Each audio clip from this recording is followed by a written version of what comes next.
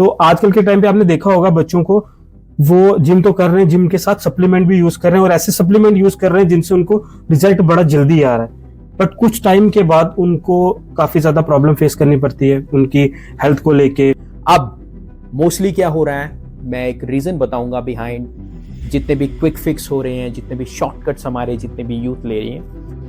क्या एक body builder बनने के लिए स्टेरॉइड लेना जरूरी है? बच्चा अगर दूध विच के होपाई के खासी पहले नंबर ते डाइजेशन की प्रॉब्लम होसी, दूसरा नंबर वो देसी डाइट बड़ी घट यूज करने, उस तो बाद वो यूज करने फास्ट फूड ने, बाकी सप्लीमेंट प्रोटीन गेनर ये सारा यूज करने। तो इसी किस तरह तकने हो कि किस तरह नहीं उन्हें की मतलब अपनी देसी डाइट जी यूज करनी चाहिए और डाइजेशन विच किस तरह वो इजी वे नहीं डाइजेशन करी सकते। Just because to showcase your body on Instagram, on Facebook, on YouTube. क्योंकि आजकल के टाइम पे आपने देखा टीनेजर्स और जनजी जितने भी हैं वो सप्लीमेंट यूज करते हैं, जैसे डायनाबोल हो गया, एनावर हो गया, और तीसरा और है जो क्लेन पेट्रोल, जैसे आपने देखा भी होगा, हम यूट्यूब में भी देखते हैं कि कितने ज्यादा बच्चे वो यूज कर रहे हैं, ट्रेंडिंग पे चल रहा है काफी सुर्खियों में। ऑल्सो हैविंग दिस शॉर्टकट्स, वो हानिकारक होते हैं बॉडी को, उससे कुछ फायदा नहीं होगा। हमारे जितने भी यंगस्टर होंगे उनकी अगर बात करें उनके हार्मोन्स के ऊपर, जैसे एक हार्मोन होता है testosterone, avoid because we are hitting gym to improve our fitness, to improve our health, not to take ourselves towards ICU. Gym की ट्रेडमिल पे रनिंग करना और जो बाहर लोग रनिंग करते हैं, कितना ज्यादा फर्क होता है। एक जो बच्चा है 13, 14, 15 साल का, उसे किस पर्टिकुलर स्पोर्ट में जाना है, एक नॉर्मल पर्सन की जितनी 5 दिन की कैलोरी इनटेक है। अभी जो नए लड़के जिम स्टार्ट करते हैं वो क्रिएटिन एक सप्लीमेंट यूज करते हैं, आपने भी सुना होगा, तो वो उसका कितना ज्यादा साइड इफेक्ट है, और मैंने यहाँ तक सुना है कि उससे काफी किडनीज में भी फर्क पड़ता है। बट अगर एक इंसान को जीने के लिए 2000 कैलोरी चाहिए, और क्या एक बॉडी बिल्डर बनने के लिए नॉन वेजिटेरियन डाइट जो है, नॉन वेज डाइट कंपलसरी होगी? मॉडरेशन में कोई भी चीज होगी सही है। अगर पानी भी हम हद से ज्यादा पिएंगे तो बॉडी में इश्यूज आएंगे। आपने एनी टाइम फिटनेस के साथ काम किया है, कितने सारे एथलीट्स हैं, they are vegetarian, they are doing fantastic. अब जब हम मूवमेंट नहीं करेंगे तो वहाँ पे प्रॉब्लम होती है, पैरालिसिस की प्रॉब्लम। आपने स्पोर्ट्स अथॉरिटी ऑफ इंडिया के साथ काम भी किया है। सर मैं आपसे जानना चाहूँगा, जो अभी हम देख भी रहे हैं यूट्यूब में, सोशल मीडिया के मैक्सिमम प्लेटफॉर्म्स में देख रहे हैं कि क्लेन पेट्रोल काफ़ी ज़्यादा सुर्खियों पर है, क्या चीज़ है ये और क्यों यूज़ कर रहे हैं ज़्यादा से ज़्यादा इसको? मुताबिक जो हमारे लोकल फूड्स हैं ना वो काफ़ी ज़्यादा हेल्दी हैं, और बड़ी जल्दी जो हमारी गवर्नमेंट है इसके ऊपर एक्शन लेना चाहती है। ठीक है, कई बारी अगर देखो जी research paper and different research paper जी रिसर्च हुई है उसने मुताबिक कुछ रिसर्च पेपर आने ये हार्ट नहीं हेल्थ असता नहीं है, ठीक, कुछ आने ठीक है, बिकॉज क्या हुआ है ना कि जी जितनी भी रिसर्च हुई है वो ये यूरोपियन अमेरिकन पॉपुलेशन ने, इंडियन पॉपुलेशन में एक रिसर्च हुई, इंडियन एंड ईरानी पॉपुलेशन, उसने भी जी रिसर्च मिक्स आई। एक नए बंदे को जब वो एक्सरसाइज करने जा रहा है जिम में, तो कितनी देर एक्सरसाइज करनी चाहिए? क्या एक 60 साल का बंदा भी जिम कर सकता है? बट हाँ कुछ चीज़ें हैं एंड जड़ियाँ असां अच्छा सोच थोड़ी जी पिछा चलने पे, थोड़ी जी अपने आप की जी सोच है वो थोड़ी इम्प्रूव करनी है। फूड, हमारा activity is very less, these are the things. अब काम थोड़ा चल रहा है इस चीज़ के ऊपर कि कैसे फिटनेस हेल्प अस। अब डिफरेंट शॉर्टकट्स आ रहे हैं, उसको कैसे रोका जाए। इंस्पिरेशन इज अगर बात करें, there is organization called Radha Swami Satsang Beas. Athlete एक जस्ट लाइक एक जैसे एक योगी होता है ना जो दुनियादारी छोड़ करके बैठ जाता है, वैसे रहना पड़ता है। एक तप होता है, एक तपस्या होती है, उनको सुबह जल्दी उठना होता है, चाहे बारिश हो रही है, चाहे बर्फ पड़ रही है। मैंने सुना था जो हमारे नेशनल एथलीट है नीरज चोपड़ा, उनके बैच के साथ भी शायद आपका कुछ। Welcome back to the Himalayan talk show podcast. एक बार फिर से आपका स्वागत है द हिमालयन टॉक शो में। इस बार का पॉडकास्ट आप सबके लिए एक अवेयरनेस पॉडकास्ट रहने वाला है, क्योंकि इस बार का पॉडकास्ट उन यंगस्टर्स के लिए अवेयरनेस रहेगा जो एथलीट बनना चाहते हैं, जो बॉडी बिल्डिंग फील्ड में आना चाहते हैं, जो न्यूट्रिशन की फील्ड में आना चाहते हैं। क्योंकि इस पॉडकास्ट में हम आपको बताएंगे कि आपको क्या डाइट यूज करनी है अगर आपने एक अच्छा एथलीट बनना है, अगर लॉन्ग टाइम एथलीट बनना है। क्योंकि इस पॉडकास्ट एपिसोड में हमारे साथ आज के पॉडकास्ट में स्पोर्ट्स साइंटिस्ट हैं, बिल्कुल मिस्टर अक्षय कुमार शर्मा जी हैं, जिनका तारुफ राजौरी से है बट इंटरनेशनल लेवल पे काम कर रहे हैं। स्पोर्ट्स अथॉरिटी ऑफ इंडिया के साथ काम करते हैं, जितने भी हमारे एथलीट्स, जितने भी कोचेज हैं उनको ट्रेन करते हैं। आपको याद होगा कि एनी टाइम फिटनेस जो एक इंटरनेशनल ब्रांड है उसके साथ काम करते हैं, और डिग्री की है इन्होंने स्पोर्ट्स न्यूट्रिशन में। बिल्कुल, आज के पॉडकास्ट एपिसोड में हम इनसे बातचीत करेंगे। इस पॉडकास्ट में हम काफ़ी चीज़ें सीखेंगे इनसे, और ये सीखेंगे कि किस तरह की न्यूट्रिशन लेनी चाहिए, जो आजकल के यंगस्टर्स शॉर्टकट वे यूज़ करते हैं बॉडी बिल्डिंग फील्ड में आने के लिए, डिफरेंट टाइप के सप्लीमेंट यूज़ करते हैं। इन्हीं सब पे बातचीत करेंगे, एक अच्छा पॉडकास्ट आप सबके लिए।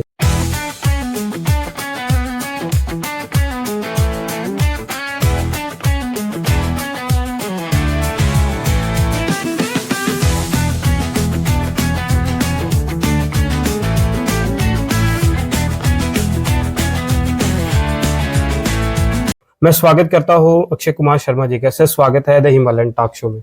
Thank you so much, Ashish ji, for this wonderful and warm welcome to this one and only the Himalayan Talk Show.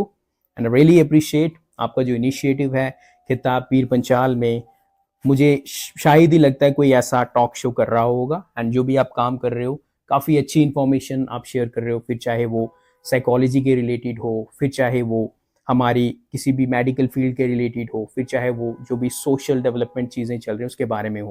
Definitely आज जो भी सवालात आपके होंगे उनका जवाब आपको मिलेगा, एंड आशा करता हूँ और उम्मीद करता हूँ आगे भी इसी तरह से आपका जो शो है काफ़ी बुलंदियों तक जाएगा, एंड बढ़ चढ़ के इंफॉर्मेशन आप अपने यूथ तक और कित्ता पीर पंचाल तक पहुँचाएंगे। Thanks for coming. मैं अपनी टीम की ओर से आपका स्वागत करता हूँ। आपने अपना प्रीशियस टाइम निकाला, हमारे शो पे आए। तो आज के पॉडकास्ट में हम जनरल टॉक करेंगे, एक अवेयरनेस पॉडकास्ट करेंगे। जितने भी बॉडी बिल्डिंग फील्ड में आ रहे हैं, आपने देखा होगा कि काफ़ी शॉर्टकट वो यूज़ करते हैं, सप्लीमेंट्स लेते हैं, कुछ ऐसे सप्लीमेंट लेते हैं जो शॉर्टकट मेथड होता है, बट उसका जो रिजल्ट होता है बाद में उनको काफ़ी गंदा रिजल्ट मिलता है उसका। इन्हीं सब पे हम बातचीत करेंगे। आपका तारुफ, आप एक स्पोर्ट्स साइंटिस्ट हैं, आपने काफ़ी इंटरनेशनल एथलीट्स के साथ काम भी किया और काम कर भी रहे हैं, आप काफ़ी कोचेस को ट्रेन करते हैं। तो मुझे ये बताएं कि इससे सबसे पहले मैं आपसे ये जानना चाहूँगा कि अभी आपने देखा होगा कि रिसेंटली काफ़ी 14 to 15 इतने एज के बच्चे, पहले टाइम पे इतने बच्चे जो है वो उनको अवेयरनेस इतनी नहीं होती थी बॉडी बिल्डिंग फील्ड की या जिम की। तो आजकल के टाइम पे आपने देखा होगा बच्चों को, वो जिम तो कर रहे हैं, जिम के साथ सप्लीमेंट भी यूज कर रहे हैं, और ऐसे सप्लीमेंट यूज कर रहे हैं जिनसे उनको रिजल्ट बड़ा जल्दी आ रहा है, बट कुछ टाइम के बाद उनको काफी ज्यादा प्रॉब्लम फेस करनी पड़ती है। उनकी हेल्थ को लेके काफी प्रॉब्लम वो फेस करते हैं। कुछ ऐसे होते हैं जिनका साइज भी जो वो कम होना स्टार्ट होता है, और काफी डिजीज भी जो है वो होती हैं। इन सब पे आप क्या कहना चाहेंगे कि आपको क्या लगता है किस तरह के बच्चे सप्लीमेंट यूज कर रहे हैं और कैसे सप्लीमेंट उनको यूज करने चाहिए? या काफ़ी अच्छा सवाल है आपका, बिकॉज अभी ना ही फिटनेस इंडस्ट्री की बात करें या फिर स्कूल लाइफ में देखें या कॉलेज लाइफ में देखें, आज के जितने भी टीनेजर हैं, जेन जी हैं, they are basically going forward for the shortcuts, जिसको हम बोलेंगे क्विक फिक्स। बट जैसे कि आपने कहा, हमें एक चीज़ को अंडरस्टैंड करना चाहिए कि हम क्यों फिटनेस में आना चाहते हैं, हम क्यों जिम जा रहे हैं, हम क्यों ग्राउंड जा रहे हैं, हम क्यों ट्रेनिंग कर रहे हैं। To make our self fit, ताकि जितना भी हमारा जो भी डे टू डे लाइफ का जितना भी काम है उसको हम अच्छे तरीके से कर पाएं, हम भाग पाएं, हम सीढ़ियाँ उतर चढ़ पाएं, राइट। हम उसके अलावा लगेज अपना खुद उठा पाएं, फिर घर का जितना भी काम है वो अच्छे से कर पाएं, राइट। ये एक हमारा फिटनेस का रीज़न होना चाहिए। अब मोस्टली क्या हो रहा है, मैं एक रीज़न बताऊंगा बिहाइंड जितने भी क्विक फिक्स हो रहे हैं, जितने भी शॉर्टकट्स हमारे जितने भी यूथ ले रहे हैं, is because of social media. Social media पे they are seeing influencer are coming up with very nice ripped chiselled किस्म की बॉडी के साथ they are coming, and they are getting confuse कि हाँ, कि अगर हम इनकी तरह बनेंगे तो may be will be having that much amount of followers, इतने लाइक्स होंगे, इतने सब्सक्राइबर्स होंगे, और हम अपने आप को दुनिया को बता पाएंगे कि we have achieve something. But reality कुछ डिफरेंट है, बिकॉज 14, 15, 16, 17, 18 ईयर्स ये प्रीशियस ईयर्स होते हैं। इन्हीं सालों के दौरान हमारे जितने भी यूथ हैं, जितने भी बच्चे हैं, they gonna able to grow. वो अपना ना कि अपनी बिल्डिंग, अपनी बॉडी की जो सेहत है उसको सुधार पाएंगे, और दूसरी चीज़ ये भी है कि उनको अभी ध्यान रखना चाहिए अपने करियर की तरफ, अपनी पढ़ाई की तरफ। Very very important. अब क्या होता है, जैसे कि वो they are confuse between supplements and between different things जो कि हम बोलते हैं परफॉर्मेंस एनहांसिंग सब्सटेंस, इसमें they are confused. First thing they need to prioritise, to focus more on basic things. मैं बेसिक से चलूंगा। बेसिक का मतलब है दाल, रोटी, सब्जी, चिकन, पनीर, एग्स, दूध, देसी घी, ये सब चीजें खा करके they can improve their fitness, बजाय उसके कि they shift towards some performance enhancement substance, वो लिया and they are seeing themselves more bigger muscles and more. वो एक शॉर्टकट होगा, वो लॉन्ग लास्टिंग नहीं होगा, हेल्थ इफेक्ट्स उनका बिगड़ जाएगा, बिकॉज उनका aim just to improve their fitness है, not to stand on any stage to showcase their body. So ये जो स्टेज होती है 16, 17, 18 ईयर्स की, इस समय they need to focus more on organic food, इसमें जो हमारा घर का दाल रोटी सब्जी होता है उस पे दे नीड टू फोकस, तभी वो अपनी सेहत को सुधार पाएंगी। जितनी भी चीजें जो चल रही हैं मार्केट में देखें या यूजिंग ई कॉमर्स साइट्स में देखें या maybe they are sourcing from any other things, not at all good for their health, not at all good for their health. They are actually अपनी जो जिंदगी है, अपनी जो जान है, उसको जोखिम में डाल रहे आपके अकॉर्डिंग कितने बच्चे जो इस टाइम वो स्टेरॉइड यूज कर रहे हैं, क्योंकि आप स्पोर्ट्स साइंटिस्ट भी हैं, क्या एक बॉडी बिल्डर बनने के लिए स्टेरॉइड लेना जरूरी होता है? सबसे पहली चीज हमें देखना है कि हमारा एम क्या है, ठीक है। अब बॉडी बिल्डिंग सबसे ज्यादा टफ और सबसे ज्यादा एक्सपेंसिव स्पोर्ट है।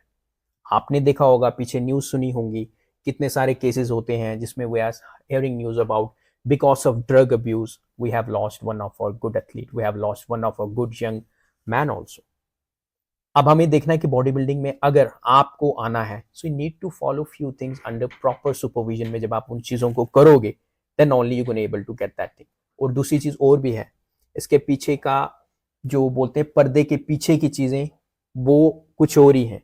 बिकॉज हम जो देख रहे हैं सोशल मीडिया पर, they are having good body, they are winning some titles, but उसके बाद क्या, वी नीड टू चेक कि उसके बाद बॉडी बिल्डिंग के साथ, बॉडी बिल्डर्स के साथ क्या हो रहा है, विच इज रियली इंपॉर्टेंट। तो उससे हमें फोकस मिलेगा, उससे हमारे यूथ को एक सच्चाई का पता चलेगा, whether they need to choose this particular field or not, which is really important. अब कई बारी just because to showcase your body on Instagram, on Facebook, on YouTube, हम गलती से बच्चे, और कुछ यंग भी कहें, मोर देन 20 भी कहें, 23, 24 ईयर्स के यंग पर्सन को भी कहें, they are also having this shortcuts. वो हानिकारक होते हैं बॉडी को, उससे कुछ फायदा नहीं होगा। बट अगर they are very much passionate about body building, then taking proper precautions, taking help from any good sports medicine doctor, इसमें जनरल फिजिशियन भी उनकी हेल्प नहीं कर पाएगा। I repeat, जनरल फिजिशियन भी उनकी हेल्प नहीं कर पाएगा, because they need good endocrinologists, they need to have a person who's a sports medicine, who's having that particular field, तभी वो हेल्प, अपनी बॉडी की हेल्प कर पाएंगे। This is really really important and it's going to be really really expensive for them।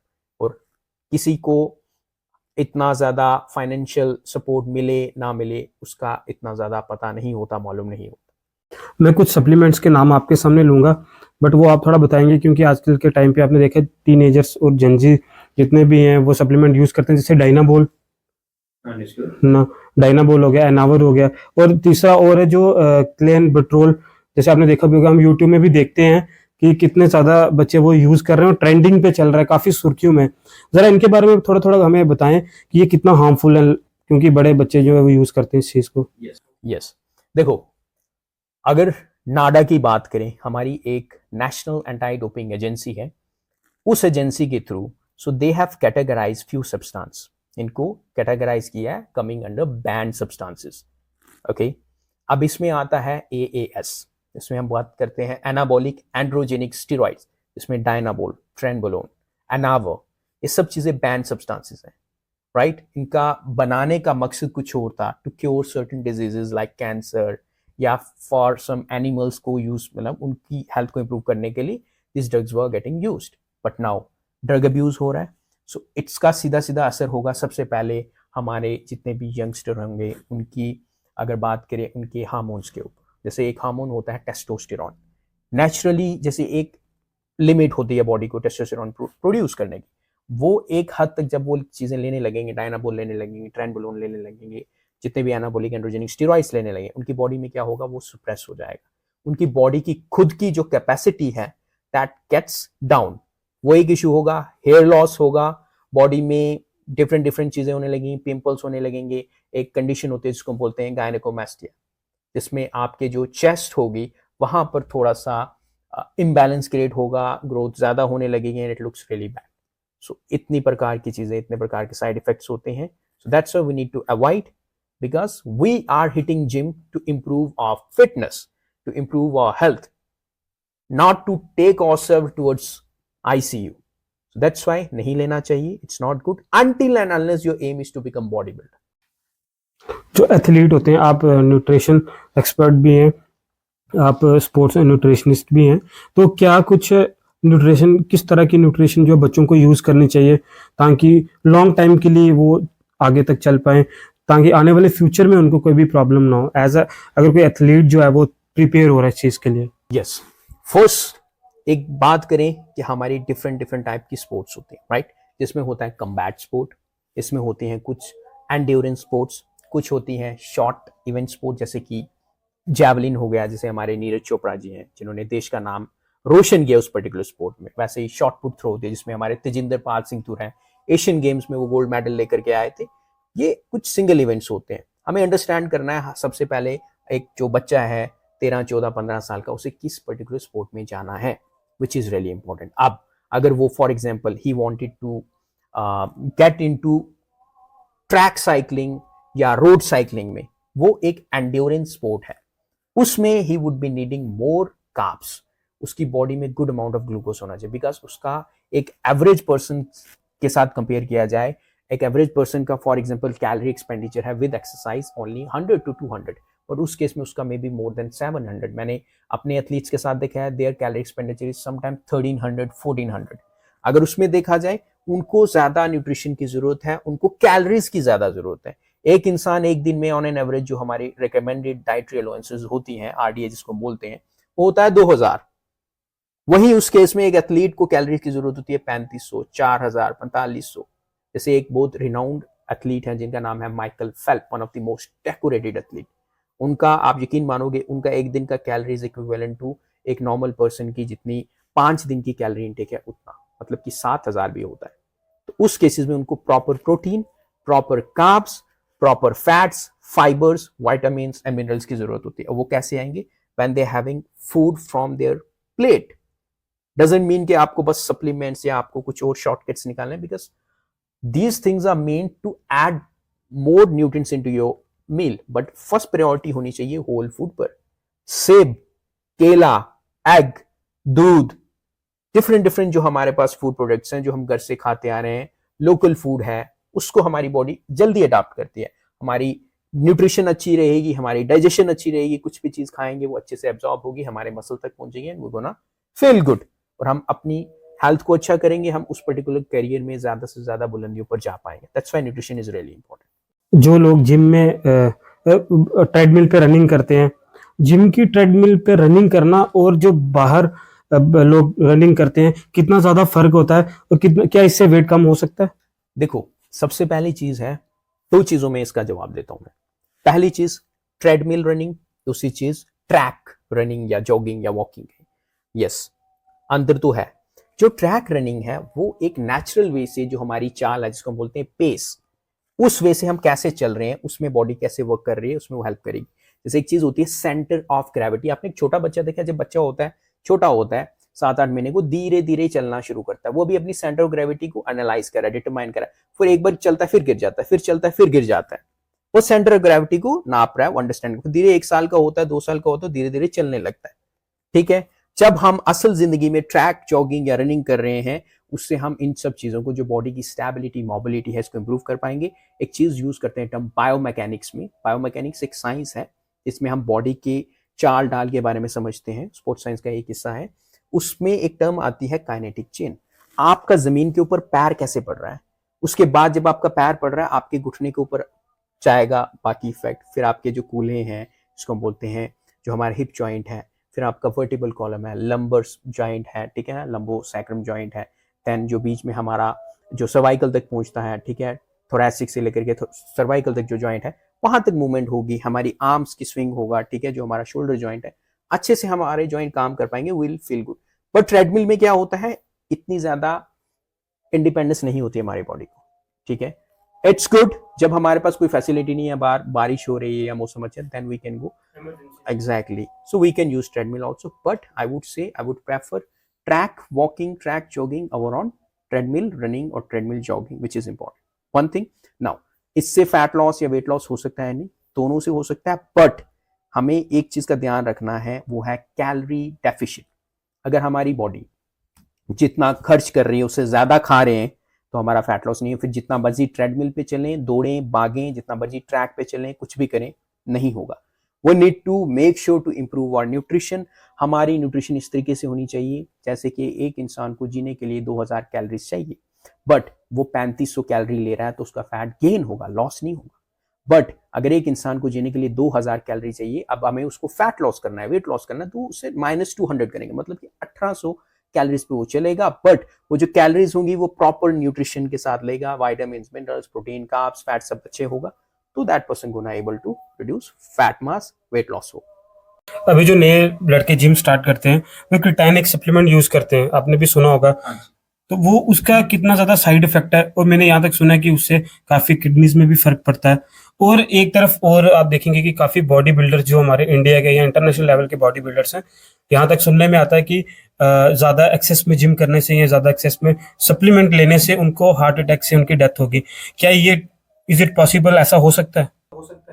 देखिए, अब बात करें हार्ट अटैक की, बात करें जितनी भी चीजें, हमें सबसे पहले समझना है हार्ट अटैक है या कार्डियक अरेस्ट है। बिकॉज जिम के अलावा भी we are seeing person are getting, you know, they are having that particular condition called cardiac arrest, sudden death हो रही है। डांस करते हुए शादियों में देखा होगा कुछ लोगों का, या कुछ इवेंट्स में दे आर हैविंग, ठीक है। वी कांट से कि जिम की वजह से या डूइंग वर्कआउट और टेकिंग सप्लीमेंट्स हो रहा। अब आपका सवाल था क्रेटिन के ऊपर, ठीक है। अब क्रेटिन से शुरू करते हैं। क्रेटिन एक सबसे ज्यादा मोस्ट रिसर्च सप्लीमेंट है। It is not, I would say, इसमें इतने ज्यादा साइड इफेक्ट्स नहीं हैं, और नाडा के जो बैंड सब्सटेंस है उसमें भी ये नहीं आता है। नाडा ने और जो वर्ल्ड एंटी डोपिंग एजेंसी है उन्होंने भी कहा है कि क्रेटिन वी कैन यूज, जितने भी एथलीट्स हैं जो किसी भी किस्म की स्पोर्ट खेल रहे हैं, दे कैन यूज। अब क्रेटिन उस पर्सन को इश्यू करेगा जो person already having some chronic kidney issues, ठीक है। उसको तो वैसे भी डॉक्टर लो, ठीक है, उसको लो प्रोटीन में रखता है, उसकी बाकी चीजों को मेजर करते हैं, जो क्लिनिकल डाइटिशियन होते हैं, they take care of their nutrition, right, very very important. उस तरीके का पर्सन जो कि हॉस्पिटलाइज है, ऑलरेडी किडनी इश्यूज है, मेडिसिन चल रही है, वो लेगा तो डेफिनेटली बॉडी में इश्यूज होंगे। बट एक normal person who is above 18 years, 19, 20, 21, 22, 30 साल, ठीक है, इससे बड़ा कोई पर्सन है, that person can have, but taking proper dosage, जैसे कि उसकी मेंटेनेंस डोसेज रहती है 3 से 5 ग्राम पर डे, उस बेसिस पे चलेंगे, then it looks good. But अगर हम डोसेज ज्यादा लेंगे, बिकॉज बोलते हैं ना, मॉडरेशन में कोई भी चीज होगी सही है। अगर पानी भी हम हद से ज्यादा पिएंगे तो बॉडी में इश्यूज आएंगे। That's why excess of everything is dangerous. अगर हम उसको मॉडरेशन में लेंगे, एज पर रिकमेंडेशन लेंगे, जो डोसेज है, जो हमारी ICMR है, Indian council of medical research, उनके जो गाइडलाइंस उनके मुताबिक लेंगे, एंड उसके ऊपर के जो गाइडलाइंस आते हैं जिनकी हमेशा गोल्ड स्टैंडर्ड होती है, जिसको हम बोलते हैं American college of sports medicine, उनकी गाइडेंस के मुताबिक जितनी भी चीजें, अगर हम सप्लीमेंट्स हैं या न्यूट्रास्यूटिकल्स, जितने भी प्रोडक्ट्स हैं लेंगे, तो कुछ भी बॉडी में इश्यूज नहीं आएंगे। But again, always consider food over on supplements. आपने एनी टाइम फिटनेस के साथ काम किया है, इंटरनेशनल ब्रांड है वो, अभी भी आप कर रहे हैं। क्या कुछ उनका मोटो है बॉडी बिल्डिंग फील्ड में या जितने भी फिटनेस के फील्ड हैं, तो क्या कुछ उनका मोटो है और किस मोटो से वो काम कर रहे हैं, क्या विजन है उनका? अगर एनी टाइम फिटनेस इंडिया की बात करें, बेसिकली ये यूएस का ब्रांड है। Through out the world, globe पे जाएंगे, कहीं भी नॉर्दर्न हेमिस्फीयर या सदर्न हेमिस्फीयर पर हम जाएंगे, वहां पर आप पाएंगे इसको। बट अगर उनके मोटो एम की बात करेंगे, उनका मोटो सिंपली है to improve fitness of general person. जैसे कोई इंसान ऑफिस में जा रहा है, कोई बैंक का एम्प्लॉय है, कोई दुकानदार है, कोई बिजनेसमैन है, कोई लेडी है, फीमेल है, होम मेकर है, ठीक है, वो कई बार अपनी फिटनेस का ध्यान नहीं रख पाते, तो वो they have design a very good environment जहां पे वो लोगों को बिना जज करे हुए they can guide a person with good sport, with qualified trainers to enhance their performance, to improve their fitness. जैसे किसको फैट लॉस करना है, बिकॉज अभी क्या हो रहा है, we have seen person are getting different lifestyle disorder, जिसमें सबसे पहली नंबर 1 आ रहा है टाइप 2 डायबिटीज मेलिटस, जिसको हम बोलते हैं शुगर की बीमारी, देन ओबेसिटी, कोलेस्ट्रॉल के इश्यूज, ठीक है। इन सब चीजों को इंप्रूव करने के लिए डॉक्टर बोलते हैं कि जी फैट लॉस करिए, वेट लॉस करिए। सो काफी लोग जो हैं वो थोड़ा इतराते हैं जिम जाने से। बट एनी टाइम फिटनेस एक ऐसा ब्रांड है, ऐसे क्लब है, जहां पर आपको एनवायरनमेंट इतना अच्छा मिलेगा, आपका कोई भी घर का फैमिली में they can go and they can have their workout काफ़ी अच्छा एनवायरनमेंट होगा, trainers are really good, they will get professional help. So इस तरीके से दे आर वर्किंग एंड उनका aim is just to maintain the fitness of general population, not without judging their current status. जो body builder होते हैं, diet की बात करेंगे कि वेजिटेरियन नॉन वेजिटेरियन डाइट में क्या फ़र्क रहता है, और क्या एक बॉडी बिल्डर बनने के लिए नॉन वेजिटेरियन डाइट जो है वो नॉन वेज डाइट कंपलसरी होती है? अगर वेजिटेरियन अगर कोई यूज़ कर रहा है तो उसमें क्या-क्या उनको जो हाई प्रोटीन के जितने भी प्रोडक्ट हैं वो क्या यूज़ करने चाहिए? देखिए, हमें अंडरस्टैंड करना है, ठीक है, सोर्सेज क्या है. अब प्रोटीन का सोर्सेज मोस्टली प्रॉब्लम होती है नॉन वेजिटेरियन में. They are having non vegetarian diet में they having more protein. Vegetarian में सोर्सेज थोड़े कम हो जाते हैं, राइट. बट डजंट मीन कि एक वेजिटेरियन बीइंग एन वेजिटेरियन आप अपना जो कैरियर है वो बॉडी बिल्डिंग में, या फिर आप सिंपली अपनी बॉडी को ग्रो करना चाहते हो, मसल मास गेन करना चाहते हो, नहीं कर पाओगे. We need to understand कि हमें थोड़ा सा मुशक्कत ज्यादा करनी पड़ेगी, हमें थोड़ा सा अपनी आउट ऑफ द वे जा करके कुछ प्रोटीन सोर्सेज देखने पड़ेंगे जो इंपॉर्टेंट. जैसे कि वेजिटेरियन के लिए अगर उनको लैक्टोज इंटॉलरेंस नहीं है, they can have whey protein, right. They can have milk के प्रोडक्ट्स, डेयरी जितनी भी हो गई. They can have paneer, superior quality का protein, not adulterated. They need to check, because आजकल एडल्ट्रेशन काफी चल रही है. They need to check good source से लेकर के they can fulfil. They can have pea protein, they can at least some amount. Soy का मैं इतना बड़ा फैन नहीं हूं, but they can add some amount of soy sometimes in a week अगर कुछ नहीं मिल रहा है. Yes, it is possible for a person to improve their fitness, to pursue their career in bodybuilding being a vegetarian. Also, I know certain person, कितने सारे athletes हैं, they are vegetarian, they are doing fantastic. अब बात करें athletes की, जैसे कि साइना नेहवाल हो गई, जैसे कि इससे पहले हमारे रेसलर हुआ करते थे Sushil Kumar, vegetarian. They have done, अगर वो कर सकते हैं आप भी कर सकते हैं. जस्ट आपको थोड़ा सा डिसिप्लिन रहना पड़ेगा और चीज़ों को देखना पड़ेगा क्या चीज़ खानी नहीं है. By taking proper guidance from a nutritionist, from a dietitian, it's possible. But एक नॉर्मल पर्सन को थोड़ा सा डिफिकल्टी होगी, बट वो आजकल तो इंफॉर्मेशन का जमाना है. They can get good information, they can stick to the process. जो लड़के यूट्यूब से देख के ट्रेनिंग करते हैं या किसी मसल को बिल्ड करने में यूट्यूब की हेल्प लेते हैं, तो क्या लगता है कि जितने भी कोचेज हैं वो ज़्यादा इंपॉर्टेंट रहते हैं या YouTube as compare to YouTube जो आपको पर्सनली गाइड कर रहे हैं? देखिए, सिंपल सी चीज़ है, अगर आप स्कूल की पढ़ाई यूट्यूब से कर सकते तो आज जितने भी स्कूल हैं वो बंद हो जाते. देखो, आपका एक जैसे देयर वाज अ टाइम, अगर एंशिएंट टाइम की बात करें, we used to have Guru, right. हमें गुरुकुल में जाना पड़ता था, गुरु से शिक्षा लेनी पड़ती थी, तभी हम अपनी फील्ड में ग्रो कर पाते थे. उसके बाद यूनिवर्सिटीज आ गई, टीचर्स आ गए, प्रोफेसर्स आ गए, उनसे guidance. Same way if you want to pursue, if you want to excel किसी भी पर्टिकुलर स्पोर्ट में, you need to know that coach is really important. Because coach जितना आपकी बॉडी को जांच पड़ताल सकेगा, उतना कोई यूट्यूब से वीडियो जो आप इंफॉर्मेशन ले रहे हो वैसा नहीं होगा. Yes, will get some amount of benefits, but आपको अगर आपका एम कुछ ज्यादा बड़ा है, आपका कोच फिजिकल कोच होना, फिर चाहे वो न्यूट्रिशनिस्ट है, फिर चाहे वो आपका साइकोलॉजिस्ट है, स्पोर्ट्स साइकोलॉजिस्ट है, फिर चाहे वो आपका पर्टिकुलर जो स्पोर्ट है उसका कोच है, वेरी वेरी इंपॉर्टेंट. आपको फिजियोथेरेपी की भी जरूरत पड़ेगी, वेरी वेरी इंपॉर्टेंट. फिजिकली जाना, बिकॉज सब चीजें वर्चुअली पॉसिबल नहीं. आप एज ए स्पोर्ट्स साइंटिस्ट भी हैं, तो मेरा ये रहेगा आपसे कि आप अपने कितना वर्कआउट को कितना टाइम देते हैं, आपकी क्या न्यूट्रिशन रहती है, आपके क्या डाइट प्लान जो है वो रहता है? देखिए, व्हेन यू आर वर्किंग, ठीक है, अब आपको देखना है एम. मेरा एम ये नहीं है कि to go and compete in any competition, right.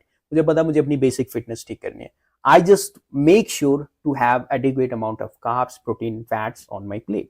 जैसे मेरे पास प्लेट आई, I am vegetarian by the way, मेरे पास प्लेट आई है, I need to make sure. हमारा एक सिंपल सी चीज़ है, MyGov.in करके प्लेट सिस्टम आता है, MyGov करके सिस्टम आता है.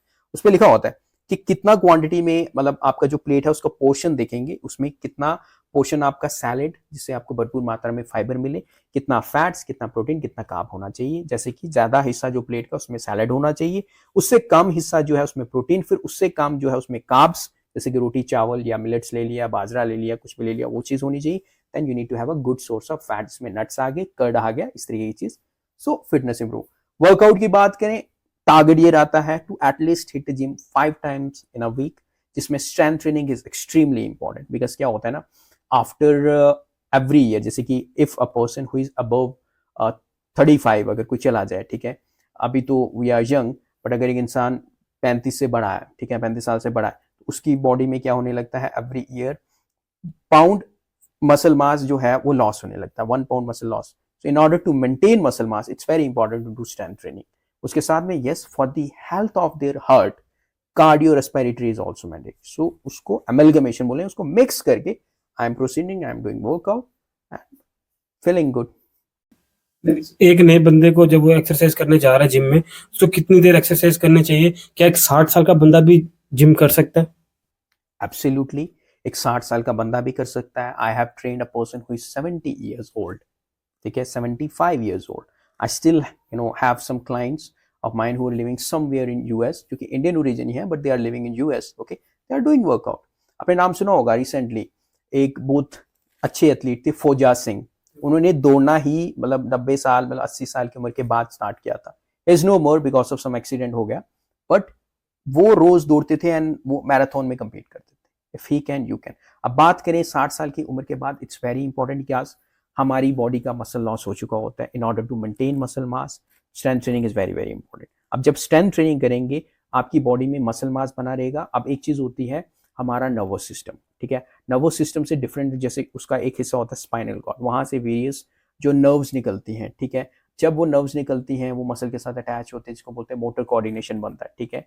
अब जब हम मूवमेंट नहीं करेंगे तो वहां पे प्रॉब्लम होती है, पैरालिसिस की प्रॉब्लम होती है. इन सब चीजों से बचने के लिए अगर 60 साल के बाद भी एक इंसान वर्कआउट करता है, ट्रेनिंग करता है, but taking proper guidance, doesn't mean कि आप जा रहे हो और 140 का डेडलिफ्ट लगा लिया, 100 केजी का डेडलिफ्ट लगा लिया. No, you need to perform some stability mobility training, basic जितनी कंपाउंड मूवमेंट्स है, by taking proper care of your body, help लेकर के ट्रेनर की. You can go ahead with basic compound movements using weights also, machine based, free weights. धीरे धीरे you can proceed. आप अपनी fitness को, अपने हार्ट की हेल्थ को, अपने मसल हेल्थ को इंप्रूव कर सकते हो. आपने स्पोर्ट्स अथॉरिटी ऑफ इंडिया के साथ काम भी किया है. किस तरह बच्चों को ट्रेन करते हैं वहां पर, और क्या क्या गाइडेंस जो है वो बच्चों को आप देते हैं? There was a time when I was working with Netaji Subhash national institute of sports. उन्हीं का मैं स्टूडेंट हूँ, वहीं का मैं एक एलमनस हूँ, ठीक है. सो बात करें, वहाँ का एक कल्चर ही डिफरेंट है. वहाँ की बोलते हैं ना, वहाँ की हवा में एक मोटिवेशन है. वहाँ पर we use to have athletes from boxing, from weight lifting, from cycling, from javelin, जितने भी शॉर्ट पुट थ्रोज हैं and field and track events है, वहां पर दे आर वेरी फोकस. वहां पे क्या होता है ना, दे हैविंग कोचेस की एक different team, then they having sports science की डिफरेंट टीम. हम स्पोर्ट्स साइंस में होते हैं, जिसमें होता है फैकल्टी ऑफ साइंसेस.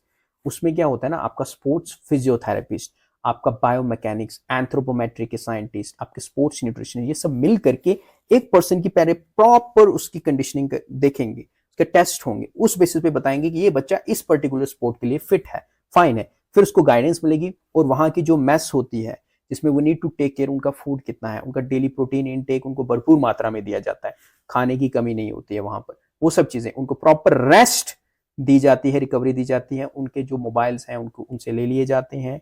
उनकी जो वहां की जो स्लीपिंग पैटर्न है, इट्स गोइंग टू बी रात 10 बजे lights off, so that they are getting proper 8 hours of deep sound sleep. सुबह उठते हैं, ट्रेन करते हैं, they are having their breakfast, फिर रेस्ट करते हैं, फिर they are coming for the lunch, and then again they are going for the training. शाम की ट्रेनिंग होती है, then again coming for the dinner. भरपूर मात्रा में अपना पौष्टिक आहार लेते हैं, जो भी उन्होंने एक्सरसाइज में डिप्लीट किया होता है, मतलब कि जो भी चीजें खर्च की होती हैं, चाहे वो ग्लाइकोजन, ग्लूकोज डिप्लीट हुआ है, उसको वापस अपना न्यूट्रिशन अच्छी लेकर के तो उसको रिप्लीट करते हैं, अपनी परफॉर्मेंस एनहांस करते हैं. और हर एक बच्चे की परफॉर्मेंस को चेक किया जाता है यूजिंग डिफरेंट डिफरेंट डिवाइसेस. वहाँ पे जैसे हम चेक करते हैं उनका न्यूट्रिशन कैसा चल रहा है, परफॉर्मेंस कैसी चल रही है, बायोमैकेनिक्स उनका चाल डाल चेक करेंगे कि वो उठ कैसे रहे हैं, बैठ कैसे रहे हैं, वो पर्टिकुलर थ्रो कर रहे हैं तो कैसे जा रहे हैं, कहाँ पे प्रॉब्लम है. ओके, स्पोर्ट्स फिजियोथेरेपिस्ट चेक करेंगे उनके मसल लॉस तो नहीं हो रहा, बॉडी पेन तो नहीं हो रहा. रिकवरी का एक स्पेशल दिन होता है जिसमें स्पोर्ट्स जो मैस्योर बोलते हैं, जो मसाज होता है उनका प्रॉपर होता है ताकि रिकवरी हो. इस तरीके से चलता है. It's combination of sports scientist, coaches and बच्चों की मेहनत. सर मैं आपसे जानना चाहूंगा, जो अभी हम देख भी रहे हैं यूट्यूब में, सोशल मीडिया के मैक्सिमम प्लेटफॉर्म्स में देख रहे हैं कि ग्लेन बुटरोल काफी ज्यादा सुर्खियों पर है. क्या चीज है ये और क्यों यूज कर रहे हैं ज्यादा से ज्यादा इसको? देखो, सबसे पहली चीज है, अगेन जैसे मैंने इनिशियली बताया था, जो क्लेनबुटरोल हो गया या किसी भी किस्म का सब्सटेंस है, that comes under performance enhancement substance. ये बॉडी के ऊपर हार्म करेगा. ये नाडा की जो और वाडा की जो भी बैन सब्सटेंसेस हैं उसमें आता है. इट्स नॉट समथिंग कि जिसको आप सप्लीमेंट के तौर पर लो। अगर आप इसको ले रहे हो, आपके हार्ट के ऊपर, आपके लीवर के ऊपर, आपकी किडनी के ऊपर गलत असर हो सकता है एंड कुछ कुछ सिनेरियो में आपकी जान भी जा सकती है। That's why it's not recommended to take. अगर कोई पर्टिकुलर एथलीट ले रहा है, बॉडी बिल्डर ले रहा है, proper coaching, proper taking care from sports medicine doctor की निगरानी में ले रहा है तो दे कैन प्रोसीड। बट एक जनरल पर्सन जब ले रहा है तो उसको तो ब्लड टेस्ट करवाना भी उसके लिए एक बड़ी चीज़ है। तो फिर मार्केट में सप्लीमेंट आ रहा क्यों है? अभी जैसे कि मैंने बताया, राइट नो इंडिया में कुछ रेगुलेशन नहीं है। दैट्स वाई ये सोर्स कर लेते हैं फ्रॉम डिफरेंट वेबसाइट, जैसे कि रशिया की कुछ वेबसाइट्स हैं एंड देन यहाँ पर कुछ फार्मास्यूटिकल एजेंसीज हैं। बनाने का मकसद कुछ और था, कुछ पेशेंट्स को दिया जाता है, वहाँ से कहीं ना कहीं से ये सोर्स कर लिया जाता है and they are using it.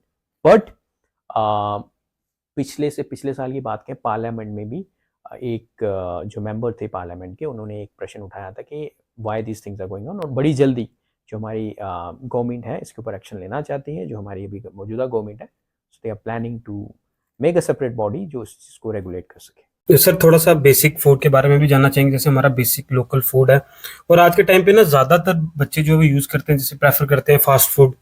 Basic food में क्या क्या प्रोटीन उनको जो है वो मिल सकता है, इजीली प्रोटीन मिल सकता है? हमारे यहाँ की लोकल सब्जी भी है, काफी ज्यादा प्रोटीन होता है उसमें। तो आपके अकॉर्डिंग क्या क्या बेसिक फूड या मतलब जो है वो यूज करना चाहिए?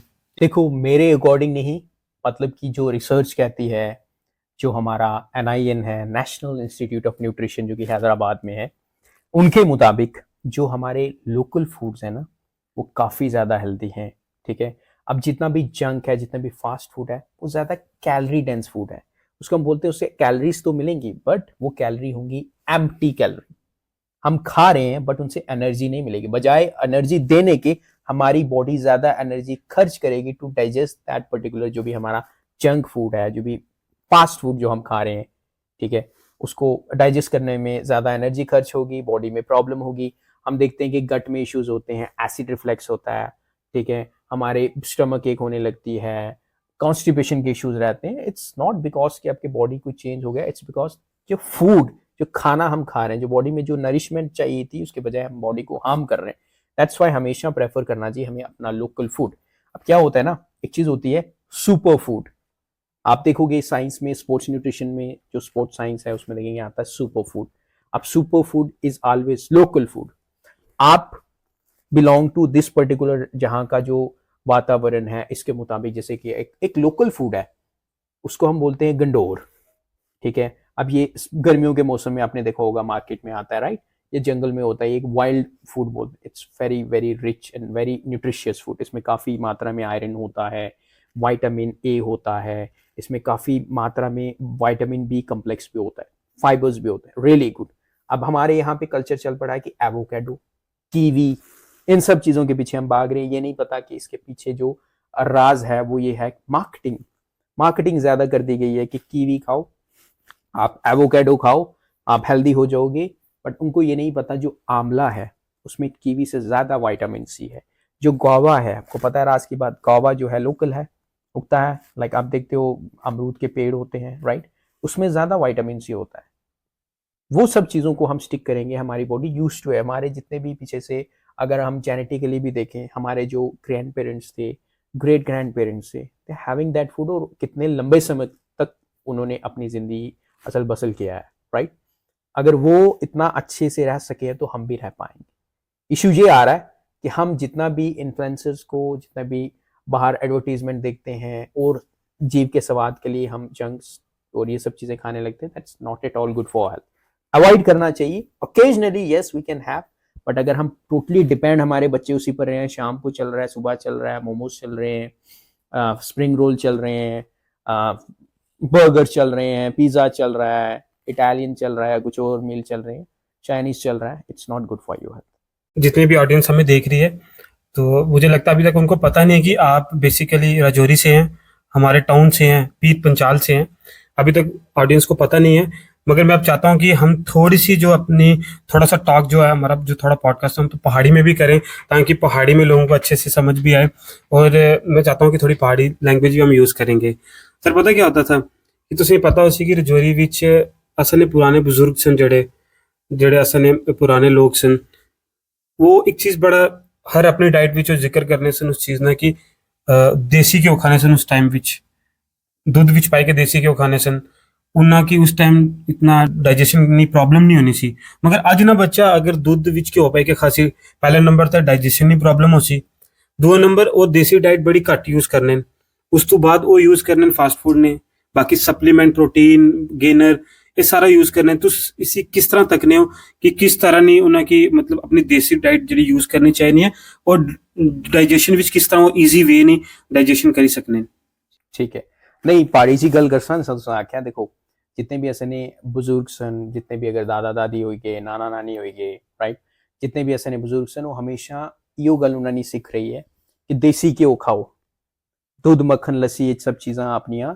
ठीक रखो तइयां तुसां नी जेह्ड़ी लक्के जान रैसी क्योंकि वो पुराने जमाने वो गोडी करने सन वो खेती बाड़ी जितना भी असन कम्म होना सी सारियां चीज़ां करने सन राइट ते उस टाइम जेह्ड़ा कैलरी एक्सपेंडिचर सी ना बड़ा ज्यादा सी एक नॉर्मल पर्सन जियां अजकल असां बच्चों ने कैलरी एक्सपेंडिचर मतलब एक्टिविटी आई नहीं है एक साइंस विच वर्ड यूज करने a non exercise activity thermogenesis मतलब कि एक्सरसाइज तो अलावा तुसा ना रोजमर्रा कितने स्टेप्स चलने हो कितना कम करने हो वो कट्टी है कोई बच्चा मी नहीं तकिया कि बाहर जाता कोई एक्सरसाइज करना या कोई गेम खेडना या कोई हाथ बटाना कुछ निक्के मोटे कम्मै च गेम खेडने उसन पबजी चलनी उसी कोई और किस्म की गेम चलनी उसी या लूडो खेडने उसन सब कुछ सिटिंग विच हुई है एक ये कारण है उन्होंने बॉडी इतनी ज्यादा एनर्जी नहीं डिमांड मतलब जी है वो खर्च ही नहीं करने पे वो डिमांड ही नहीं होनी कि इतनी कैलोरी इनटेक वो कर सकन दूसरी गल कि देसी घ्यो सही है या नहीं है देसी घ्यो definitely is a good food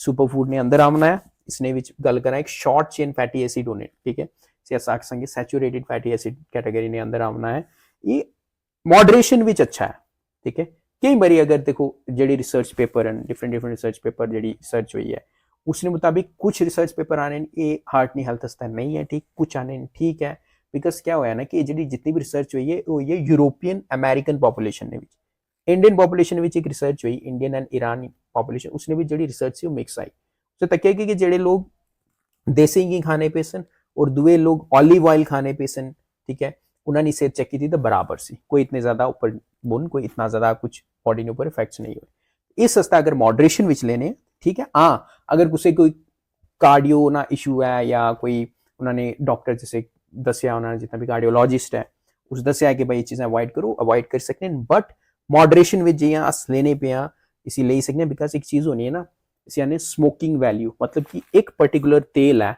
उसी जला ठीक है ना सेकने हैं मतलब उसी पकाने हैं कुक करने पे हैं ठीक है ना जला वो कच्चा होना उसे यानी पकाओ भाई इसी थोड़ा जा गैस चूल्हे रखी तो उसे पकाने हैं उसके बाद क्या होना है उसे स्मोकिंग वैल्यू होनी है कि भाई 100 डिग्री सेल्सियस ठीक रहती उस तो बाद वो कन्वर्ट हो जाना है फिर वो बैड ऑयल बनी जाना मतलब वो कोलेस्ट्रॉल विच बदली जाना जिवें केमिस्ट्री उसने पीछे देखा वो जो केमिकल कंपाउंड से वो चेंज हो जाना दुए विच बदली जाना बट जरा इस देसी घ्यो होना इसकी स्मोकिंग वैल्यू बड़ी ज्यादा होनी है 300 डिग्री तक जा सकने वो चेंज नहीं होने लगा इसलिए देसी घ्यो भी at least 2 times in a week खाने पे तड़का लाने पे या फिर थोड़ा बहुत एक आधा चिमचा अस अपनी रोटी ना लाई तो खाने पे it's really good for you health दूसरी चीज डाइजेशन भी ठीक कर सीगा ठीक है पहले टाइम तुम तक कि वो कोली ते गल्लां करने सन कि भाई अस कोली घ्यो नहीं खाए लेने वो बेसिकली उन्होंने काम काज बहुत ज्यादा सी एक्सपेंडिचर वेरी वेरी हाई इस वास्ते उन्होंने बॉडी उसी पचाए लेनी सी हूँ क्या है एक साइड है वो खाने पीन ये सब चीज़ां फूड जड़ा है फैटी जितना भी फैट वगैरह वाला फूड है जितने भी मोमोज वगैरह सब चीज़ां खाने ऑलरेडी कैलोरी कंजप्शन हाई हो जाना कम कुछ है ही नहीं है दूसरी साइड है घ्यो भी ले सन और उन्होंने डाइजेशन जो ऑलरेडी ये चीज़ां जंग खाई था फास्ट फूड खाए थे बिगड़ी चुके हैं इस वास्ते उन्होंने बॉडी उसी पचाई नहीं सकनी एक ये रीजन है और दुई गल करो कि सही है कि नहीं देखो अगर जंक फूड अवॉइड करसा फिर इन्होंने चीज़ों पर वापस आसा बेसिक्स ऊपर जरा फ्रूट है जरा देसी घ्यो है पनीर है दही है इन सब चीज़ां आसा तो डेफिनेटली हेल्थ इंप्रूव हो सकती बट मॉडरेशन विच रिसर्च अजे भी चलनी पी इसने ऊपर इंडियन जितने भी साइंटिस्ट हैं वो भी रिसर्च करने पे बट धीरे धीरे जिमें जिमें चीज़ां ठीक हो सन माइट बी कमिंग रिसर्च आए कि देसी घ्यो is really good for the heart health also तो ज्यादातर घरों बाहर ही रहने हो तो बाहर ही सेटल्ड हो इस टाइम जॉब भी बाहर करने पे हो तो मम्मी ने रोटी कितनी ज्यादा पसंद अपनी मिस करने हो तुस बेसिकली क्या होना ना कि जब बाहर जाने हो ना तो सही कारनी रोटी ही एक 5 स्टार रोटी अंगर लगनी है बाहर जितना मर्जी तुम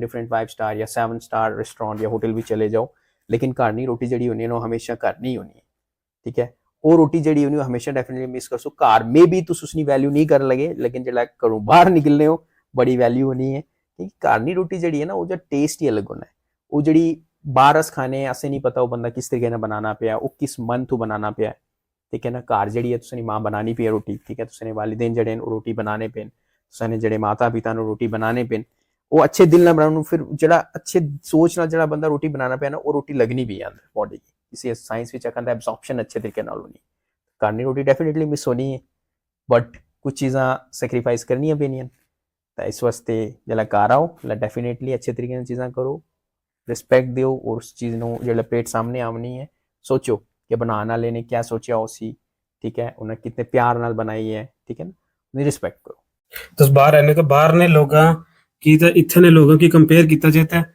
ਬਾਹਰ ਨੇ ਲੋਕ ਕਹਿ ਜਾਣ ਇੱਥੇ ਨੇ ਲੋਕ ਕਹਿ ਜਾਣ ਇਮੋਸ਼ਨਲੀ ਕਿਤਨੇ ਜ਼ਿਆਦਾ ਸਟਰੋਂਗ ਹਨ ਇੱਥੇ ਨੇ ਲੋਕ ਤਾਂ ਕਿਹਾ ਜਾਏ ਤਾਂ ਇੱਥੇ ਨੇ ਲੋਕ ਇਮੋਸ਼ਨਲੀ ਥੋੜਾ ਜਿਹਾ ਸਟਰੋਂਗ ਹਨ ਉਹਨਾਂ ਕੋਲ ਮੈਂ ਕਿਉਂ ਆਣਾ ਕਿਉਂਕਿ ਬਾਹਰ ਜਿਹੜਾ ਨਾ ਇੱਕ ਅਬੋ ਹਵਾ ਵੈਸੀ ਨਹੀਂ ਹੈ उन्हें ऑलरेडी डिफरेंट उनकी मेटाबॉलिक डिसऑर्डर है ठीक है जिसले बॉडी च ऑलरेडी कुछ ऊपर बुन होना है ना ब्लड प्रोफाइल उन्हें सही नहीं होनी है उन्हें कुछ सही डायबिटीज़ है कुछ सही ओबेसिटी है ठीक है ना ये सब चीज़ां जिला होनी है ना बॉडी ने विच तो बंदे की जी सोच है वो भी थोड़ी क्षमता घटी जानी है ठीक है इधर थोड़ा आबो हवा अच्छी है लोग मतलब देसी चीज़ां अजय भी डिपेंडेंट मैं तक क्या जिले भी मैं आमना इधर तक मैं तक लोकल फूड क्या है मार्केट भी चलना पिया सब्जी नहीं दुकान लोग मिल लेन एक जड़ा असाना सर्कल है वो काफी बड़ा है मतलब मिलने जुलने पता होना है भाई हर बंदे की पता होना चाहिए फलाने कराना है इधर होना है ठीक है ना ये सब चीजें होनी है बट बाहर जड़ा अब हुआ है ना बाहर कुछ कोई लेना देना नहीं कुन है कुन नहीं पड़ोसी कुन है कुन आना पे कुन जाना पे वो सब चीजें बाहर थोड़े ज्यादा साइकोलॉजिकली बाहर ने लोग थोड़े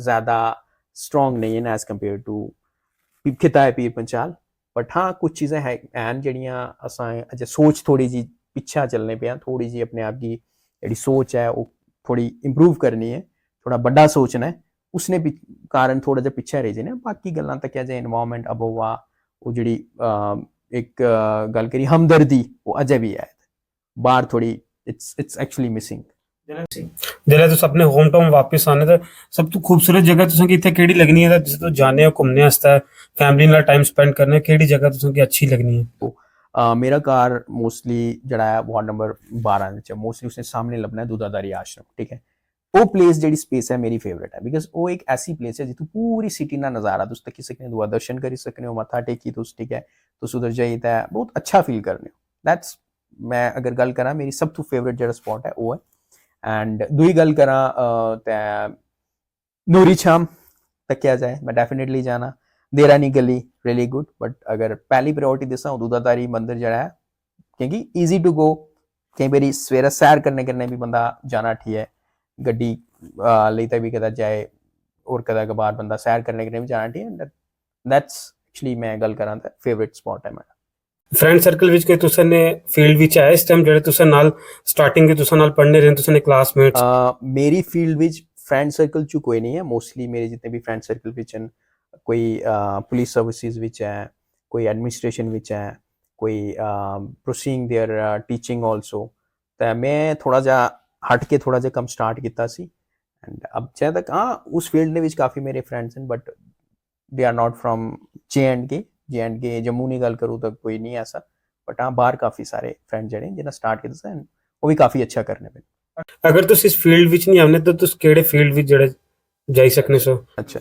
सो मोस्टली मैं टीचिंग विच जाना बिकॉज साइंस स्टूडेंट हाँ एंड मोस्टली जिवें मैं जम्मू यूनिवर्सिटी थ्रू अपना जो भी आगे मतलब जो पीजी कॉलेज है जो कि उस वेले जम्मू यूनिवर्सिटी ने अंदर आना सी थ्रू मैं अपनी ग्रेजुएशन की सी उस तो बाद Shri Mata Vaishno Devi university and most probably या तो श्री माता वैष्णो देवी यूनिवर्सिटी विच तुसें मैं अपना रिसर्च करना लभना तो या फिर जम्मू यूनिवर्सिटी ने भी तुसें मैं अपना रिसर्च करना या सेंट्रल यूनिवर्सिटी ऑफ जम्मू ने विच इधर ही ना 2-3 जगह से मैं लभना तुसें अब मैं जानना चाहूँगा कि आपकी स्कूलिंग कहाँ से हुई प्रॉपर स्कूलिंग कहाँ से हुई आपका फैमिली बैकग्राउंड क्या है फैमिली में मदर फादर क्या करते हैं आपके ओवरऑल जितनी भी आपकी स्टडी हुई आपने 2 डिग्रीज की हैं बायोटेक्नोलॉजी में और एक स्पोर्ट्स न्यूट्रिशनिस्ट तो आप थोड़ा सा हमें ब्रीफ करें कि आपने मतलब कहाँ से स्कूलिंग वगैरह जो है वो पूरी प्रॉपर की मेरी स्कूलिंग जो थी अगर बात करूँ मतलब नर्सरी से लेकर के अपर किंडरगार्टन तक एक स्कूल हुआ करता था प्लेवे पब्लिक स्कूल वो तहसील से थोड़ा सा आगे निकल कर हुआ करता था वहाँ पर हुई थी अपर किंडर उसके बाद from first class till 12th class तक जो मेरा था वो रहा इंटरनेशनल स्कूल, जो कि हमारे लंगर सर हुआ करते थे। अभी भी लंगर सर मैं दिखता हूँ कभी और मिलते हैं, एंड उन्होंने काफ़ी चीज़ें सिखाई एंड उनके स्कूल से ही काफ़ी चीज़ें मैंने सीखी। Still remember my school teachers, अभी भी वो इंटरनेशनल स्कूल में पढ़ाते हैं, कि मेरी दिखते हैं एंड मिलते भी हैं। एंड बात करें ग्रेजुएशन की, वो मैंने पोस्ट ग्रेजुएट कॉलेज राजौरी से किया एंड काफ़ी अच्छा रहा वहाँ पे। बात करें एनसीसी ज्वाइन किया था, आई स्टिल रिमेंबर वहाँ पर वी यूज्ड टू हैव, हमारे एसोसिएट एनसीसी ऑफिसर होते थे तनवीर से, जिनसे काफ़ी चीज़ें सीखने को मिली। एंड ड्यूरिंग माई, जब मैं पढ़ाई कर रहा था, हमारे प्रिंसिपल सर हुआ करते जिसमें थे Shabir Hussain Shah sir, amazing person, जिन्होंने काफ़ी चीज़ें सिखाई। इसको बोलते हैं ना lesson beyond the text books, वो हमने वहाँ पर सीखे। वो use to have Iqbal Rana sir, Waqar sir हुआ करते थे वाइस प्रिंसिपल सर। तो काफ़ी अच्छा रहा, काफ़ी चीज़ें सीखने को मिली, और वही चीज़ें हैं जिन्होंने हमें थोड़ा सा बढ़ावा दिया। एंड आगे चल करके श्री माता वैष्णो देवी यूनिवर्सिटी में मैंने अपनी मास्टर्स किया, एंड उसके बाद Netaji Subhash national institute of sports, वहाँ पर जो मेरी पोस्ट ग्रेजुएशन हुई, एंड धीरे धीरे चीज़ें चलती गई। अभी भी थोड़ा रिसर्च का भी कुछ काम चल रहा है, वो इंडिपेंडेंटली कुछ साइंटिस्ट के साथ चल रही है। सो देखिए आगे भी बढ़ता रहेगा। तो आने वाले टाइम में क्या-क्या आप कुछ और करने जा रहे हैं अपनी फील्ड में? काफ़ी चीज़ें चल रही हैं, कुछ चीज़ें कॉन्फिडेंशियल भी होते हैं जब आप कुछ सेपरेट बॉडीज़ के साथ चल रहे हो, जो आप बढ़ा नहीं सकते, है ना? बट चीज़ें स्पोर्ट्स साइंस के रिलेटेड ही हो रही हैं, कि कैसे हम एक नॉर्मल पॉपुलेशन में कैसे हम फिटनेस इंप्रूव कर सकते हैं, सो दैट आने वाले टाइम पे डिजीज़ को रोका जाए। बिकॉज़ क्या है ना, 2035 तक देखा जाए तो काफ़ी ज़्यादा डिजीज़ेज़ आने वाली हैं। अब एक टाइम था, कैंसर जो एक डिजीज़ है वो काफ़ी ज़्यादा अब कॉमन नहीं थी, कभी-कभार एग्ज़ैक्टली उसको हम रेयर डिसऑर्डर में मान, बट अब इट्स गेटिंग वेरी कॉमन। जब मैं दिल्ली में था, दिल्ली में भी आई वाज सीइंग कि डिफरेंट डिफरेंट ऑन्कोलॉजिस्ट जितने भी हैं, दे आर कमिंग, एंड उनके जितने भी पेशेंट्स वगैरह उनका नंबर्स वो वेरी हाई। सो 2035 तक, रीज़न जब उनसे बात होती थी, रीज़न बिकॉज हमारे भी कुछ कॉन्फ्रेंस होती थी ड्यूरिंग मास्टर्स, तो एक कैबिकॉन करके कॉन्फ्रेंस होती है, अभी भी होती है, अब्रोल, डॉक्टर अब्रोल करके है, is very renowned oncologist also. So उस समय रीज़न यही है, हमारा एनवायरमेंट ये कंट्रीब्यूट कर रहा है, पोल्यूशन, फूड, हमारा activity is very less, these are the things. अब काम थोड़ा चल रहा है इस चीज़ के ऊपर कि कैसे फिटनेस हेल्प अस, अब डिफरेंट डिफरेंट शॉर्टकट्स आ रहे हैं, उसको कैसे रोका जाए और कैसे फिटनेस को इंप्रूव किया जाए, बजाय इसके कि सिर्फ और सिर्फ शॉर्टकट्स और ड्रग्स को लेकर के अब्यूज किया जाए बॉडी को, वो सब चीज़ें चल रहा है। मैं एक वर्ड यूज करूंगा, डायबिसिटी। आने वाले टाइम पे डायबिसिटी बढ़ने वाला है। नाउ व्हाट इज डायबिसिटी, क्या है? डायबिटीज प्लस ओबेसिटी, ये अमेलगमेशन ऑफ वर्ड है, इसको हम बोलेंगे डायबिसिटी। अब देखोगे ना, राह में चलते हुए हर 9वां या 7वां बंदा आपको दिखेगा जिसका पेट जो है काफी बड़ा हो, इसको बोलते हैं central adiposity, specifically among mens, females में है स्पेसिफिकली अमंग मेंस। वो एक लीडिंग कॉज है because of food, because of inactivity. वही लेकर के जाएगा टाइप 2 डायबिटीज की तरफ और ओबेसिटी की तरफ। अगर उसको अभी रोक लिया जाए तो हाइट है, वो कैसे होगा? फूड अच्छा होना चाहिए, न्यूट्रिशन अच्छी होनी है, वही basic, but activity we need to improve. बैठना कम, चलना ज्यादा, बोलते हैं हरकत में ही बरकत है, तो वो बढ़ानी है। कुछ इन चीजों के ऊपर काम चल रहा है, देखिए, क्योंकि हेल्दी फाइमी में भी कुछ समय मैंने काम किया, उसमें we used to collect data, जिसमें हम एक डिवाइस होती है जिसको हम बोलते हैं कंटिन्यूअस ग्लूकोज मॉनिटरिंग डिवाइस। वो एक पैच होता है जो कि आपके ट्राइसेप पे यहाँ पे लगाया जाएगा। कई बार आपने क्रिकेटर्स को देखा होगा, ब्लैक पैच यहाँ पे लगा होता है, वो basically continuous glucose monitoring on time. जैसे आपके फोन, एप्पल का फोन है, इसमें होता है नियर फील्ड कम्युनिकेशन, एनएफसी होना चाहिए फोन पे। आपने टैप किया, आपको पता चल जाएगा कि आपके पिछले 7-8 घंटों में आपके ब्लड ग्लूकोज लेवल क्या था, उसके कितने 100 था, 140 था, 120 था, कितना था, ठीक है, वो सब चीजें पता चलेंगे। तो उससे क्या होगा, जैसे हमने फूड खाया, मैंने आलू खा लिया फॉर एग्जांपल, अब मैं देखूंगा आलू खाने के 15-20 मिनट बाद मेरा ब्लड ग्लूकोज लेवल कैसा रहा है। अब मैंने फॉर एग्जांपल मैंने वहीं पर डोसा खा लिया, या मैंने मक्की की रोटी और साग खा लिया, ठीक है, उसके बाद कैसा रहा है, तो हमें पता चलेगा कौन सा फूड है जो हमारी बॉडी में ब्लड ग्लूकोज लेवल ज्यादा इंक्रीज कर रहा है। होना तो वेरी नॉर्मल, बट कौन सा अबव द नॉर्मल रेंज लेके जा रहा है, तो हम अवॉइड करेंगे तो वो फूड सही नहीं है बॉडी के लिए, ठीक है। तो उससे भी हम अपना ब्लड ग्लूकोज लेवल कंट्रोल कर सकते हैं, फैट लॉस अच्छे से होगा। सो ये सब चीजें चल रही हैं, लेट्स सी आगे क्या होता है। आपके मदर फादर क्या करते हैं और फैमिली में कौन है? अगर आप इस फील्ड में आए तो कितना ज़्यादा सपोर्ट रहा उनका? डेफिनेटली मेरे पेरेंट्स का काफ़ी ज़्यादा सपोर्ट था, मेरी मम्मी, मेरे पापा, मेरी दीदी, ये फैमिली में है, मेरी दादी जी, मेरी नानी। एंड बात करें इंस्पिरेशन इज, अगर बात करें, there is organization called Radha Swami Satsang Beas, जिनसे मैं जुड़ा हुआ हूँ, मेरी फैमिली जुड़ी हुई है। एंड उन्हीं को मैं देखता हूँ। एंड बात करें जस्ट उनकी गाइडेंस को फॉलो करके कोशिश करते हैं कुछ हद तक अच्छी चीज़ें करने की एंड अपने आप को अच्छा बनाने की और स्पिरिचुअलिटी की तरफ ले जाने की। उनका विजन क्या है? उनके विजन की बात करें, उनका विजन जस्ट कि हम कैसे जो मटेरियलिस्टिक चीज़ें हैं इनसे डिटैच होकर के जो असल मकसद है ज़िंदगी का उसमें बढ़ सके। दे आर नॉट सेइंग कि एक चीज़ को फॉलो करो, दे आर सेइंग मतलब कि हर एक रिलीजन का एक ही मीनिंग है, ठीक है। अगर वो हम अपना श्रीमद् भागवत गीता की बात करें, हम कुरान पाक की बात करें, हम बाइबल की बात करें, हम किसी और ग्रंथ साहिब की बात करें, किसी भी होली बुक की बात करें, मकसद सबका एक ही है। तो उनका सिंपल सा यही मकसद है कि इंसान को इंसान की तरह रहना चाहिए। अगर इंसान इंसान की कदर नहीं करेगा तो कौन करेगा? कोई पशु पक्षी तो आएगा नहीं। सो उनका विजन ये है। और दूसरा ये है हाउ टू अचीव और मेन मिशन जो है कि अपने परवरदिगार, अपने खुदा से कैसे मिला जाए। एक एथलीट के पीछे कितनी मेहनत होती है, आप कोचिस को ट्रेन भी करते हैं, एक्सपर्ट करते हैं उनको, कितनी ज़्यादा मेहनत होती है, तो इस टाइम पे आप कितने लोगों को जो ट्रेन कर रहे हैं अपने अंडर? अभी तो मैं किसी पर्टिकुलर अगर देखें एथलीट्स से एज आ पर्सनली मैं टच में हूँ, ठीक है।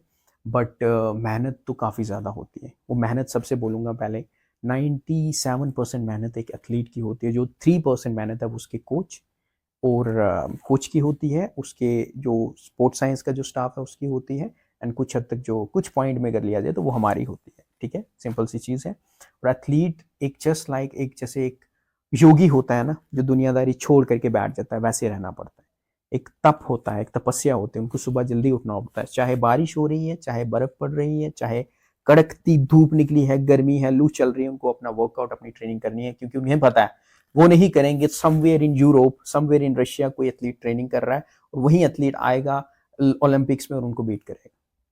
सो काफ़ी मेहनत होती है, बट उनके लिए every minute, every day, every week, every month is important. अगर एक दिन भी ट्रेनिंग मिस हो जाती है, न्यूट्रिशन सही नहीं है, तो वो कितने महीने पीछे चले जाते हैं। तो सिंपल सी चीज़ है, काफ़ी ज़्यादा मेहनत लगी। आपने कितनी ज़्यादा अचीवमेंट ली है अभी तक, आपने कहाँ कहाँ आपने अपना परफॉर्मेंस दी हुई है, वो थोड़ा सा मैं जानना चाहूँगा। साथ में ये भी जानना चाहूँगा कि मैंने सुना था कि आपका एक ग्रुप था जो कि JNK का पहला ग्रुप था, शायद नेशनल लेवल पर ministry of youth affairs and sports की तरफ से आप गए वहाँ पर, तो क्या कुछ वो थोड़ा सा आप हमें अपना एक्सपीरियंस बताएं? थोड़ा सा मैं करेक्ट करना चाहूँगा। हमारा नेशनल लेवल पे बेसिकली एक जैसे ministry of youth affairs and sports है, उसका एक इनिशिएटिव था। बिकॉज पहले क्या था ना, जितने भी स्पोर्ट्स साइंस का स्टाफ था मोस्टली बाहर से आता था, फॉरेन से आता था। अभी उन्होंने प्लान किया recently, like in the year 2022 से लेकर के 2023 की बात है, तब उन्होंने स्टार्ट किया। दे हैव स्टार्टेड, बेसिकली पहले से स्टार्ट था बट इम्प्लीमेंट तब से हुआ। उसमें दे हैव स्टार्टेड गाइडिंग कि जितने भी हमारे यहाँ के यूथ होंगे, जितने भी यहाँ के जो बच्चे होंगे, सो दे वांटेड कि इनको ट्रेन किया जाए, इनको क्वालिफाई किया जाए to become sports scientist, to become performance analysis. कैसे हमारा जो आने वाला जो 2035 तक और 2040 तक कैसे यूथ को रेडी कर दिया, सो दैट हमारे पास एक बंच ऑफ साइंटिस्ट का हो जो हमारे एथलीट्स को गाइड कर सके, सो दैट जो नंबर्स ऑफ मेडल्स है वो इंक्रीज हो जाए। ऐसे अभी 3-4 मेडल ही आते हैं या मैक्सिमम 7 मेडल्स आते हैं, राइट। उससे कैसे लिया जाए? जैसे China is getting so many medals, Australia amazing का numbers are very very high, हमारे 7, 8, 10 तक आते हैं, 15 तक आते हैं। They having 200, 300। यूएसए हमेशा आगे रहता है। क्यों? क्योंकि they are having good sports scientist, they are having good coaches also, they are qualified and they are very much professional.